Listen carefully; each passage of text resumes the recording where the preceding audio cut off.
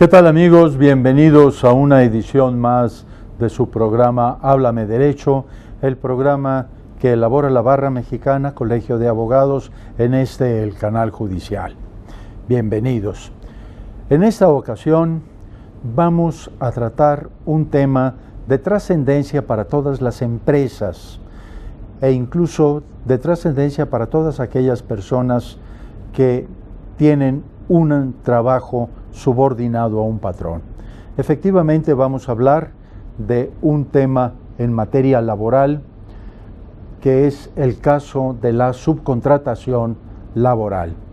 Para ello nos hacen el honor y el servicio de acompañarnos quien es el coordinador de la Comisión de Derecho del Trabajo y Seguridad Social de la Barra Mexicana de Abogados, el licenciado Héctor Cervantes Nieto. Héctor, muchas gracias por estar aquí con nosotros. Gracias, Donald, por la invitación.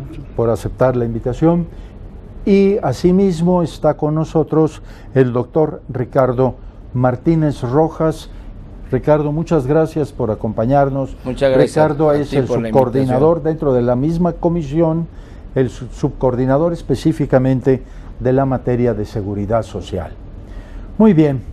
Pues si les parece, vamos a iniciar nuestra conversación sobre este tema que ha sido de relevante importancia a partir de la reforma laboral que se hizo en forma muy importante hace ya 3 años. Yo quisiera iniciar primero ubicándonos, y Ricardo, ¿por qué no nos platicas cómo fue el entorno de esta reforma que se hizo a nuestra legislación laboral por allá 2012? Yo me acuerdo de todos los avatares que ha seguido la legislación laboral, cómo en sexenios anteriores se estuvo batallando por lograr una reforma que no había logrado salir, y ahora finalmente en 2012 sale la reforma. ¿Nos puedes platicar de este entorno de lo que fue la reforma laboral? No, con todo gusto. Pues mira, tienes toda la razón. Efectivamente, a partir del sexenio de don Arsenio Farel es que pues los abogados laborales, los empresarios y los trabajadores veníamos pugnando por una reforma. Tú te darás cuenta que esto inició desde el sexenio de Miguel de la Madrid, cuando empieza la gran apertura comercial de México, y bueno, pugnábamos por tener ya una ley productiva. Pero imagínate, la venimos a lograr después de, era un tabú, la venimos a lograr hasta el fin del sexenio del presidente Felipe Calderón y la entrada del presidente Peña Nieto. A mí me parece que es el primer logro importante político para las reformas, porque abre verdaderamente una reforma tabú. Y si bien es cierto, el que más pugnaba era el sector patronal, me parece que la reforma tiene cosas maravillosas para nuestros trabajadores. Se mejora muchísimo los capítulos de la dignidad en el trabajo. De hecho, se incluye un concepto de trabajo decente, que es lo que la Organización Internacional del Trabajo ha venido incluyendo como un reforzamiento para mejor vida de nuestros trabajadores. Y si le vamos expurgando, encontramos también normas que vienen regulando ya el hostigamiento sexual, normas que van a dar la equidad de género, que es tan importante que esta Ley Federal del Trabajo logre la equidad con las mujeres. Se incluyen normas interesantes como que se hacen causales de rescisión específicas en el hostigamiento contra los patrones que pretendan que las mujeres disminuyan sus derechos por estar embarazadas. O sea, no solo es una reforma técnica, tiene desde mi punto de vista una parte de dignificar al trabajador muy importante, y desde luego también tiene estas importantes como unas nuevas formas de contratación, y esta que es la de la subcontratación, que era muy importante regularla, era básica su regulación. Sí, yo recuerdo temas como los contratos de aprendizaje, los temas de capacitación, los contratos temporales, en fin, realmente un avance en los conceptos que veníamos viviendo en la ley laboral.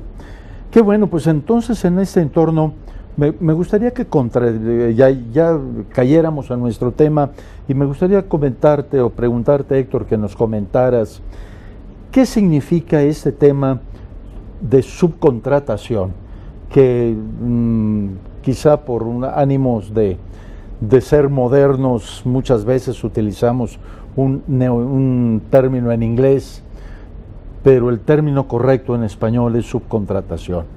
A ver, ¿nos quieres platicar en qué consiste? Con motivo de la reforma laboral se reguló esta modalidad de contratar. Se venía dando muy común, muy constantemente. La subcontratación no estaba regulada por los artículos 13, 14 y 15, que eran muy escuetos. Ajá.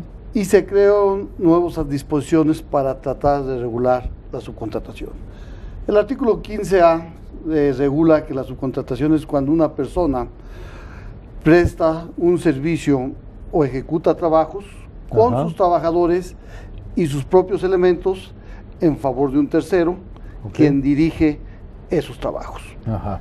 Eso viene siendo la definición que hace el artículo 15A de la subcontratación, pero me gustaría ahondar un poquito más en esto para entender mejor en qué consiste, porque hay diferentes tipos de subcontratación desde mi punto de vista. Muy bien.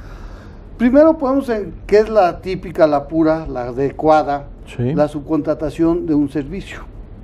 ¿Qué es esto? Yo subcontrato en mi empresa a los policías, a la empresa de limpieza, a los abogados, a los contadores, al de sistemas, para que ellos, con su personal, su experiencia, sus conocimientos enfocados a esos, te preste ese servicio específico. Y tú no tengas que distraer recursos de tu empresa para atacar esas necesidades. Esa es la subcontratación natural. Digamos, es una actividad que también podría hacerse contratando no laboralmente, sino por un sistema de honorarios. Tú contratas a esa empresa con un contrato de prestación de servicios profesionales y esa empresa te va a proporcionar ese servicio. Él va a ser responsable de sus trabajadores. Él va a cumplir todas sus obligaciones, los da de alta el Seguro Social, paga el Infonavit y les otorga todas las prestaciones. Es totalmente independiente y solamente, que ya lo vamos a ver, que eso ya no fue materia de la reforma laboral, pero siempre estuvo en el servicio, en el artículo 13, si tú eres beneficiario de esos servicios y ese patrón no tiene bienes suficientes para responder de sus obligaciones, tú por ser beneficiario eres solidariamente responsable. Ahí está. Otro tipo de subcontratación que hay para poderla entender es la de personal. Hay empresas que te proporcionan personal. Yo voy a una empresa, hoy necesito 10 asistentes, 10 secretarias, ellos se encargan de contratarlos, ellos son los patrones y te los ponen a tu disposición. Trabajos eventuales, ciertos trabajos, y esas empresas cumplen con sus obligaciones.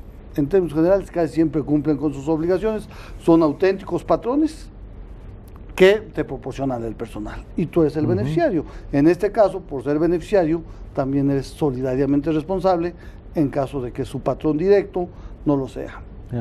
Hay otro tipo de subcontratación, que ese fue uno de los que dieron origen a la reforma laboral, que es el insourcing. Vamos a hablar del tema extranjero, el tema que una empresa constituye su propia empresa para que esa empresa se encargue de contratar a sus trabajadores y esos trabajadores van a prestar sus servicios en favor de esa propia empresa.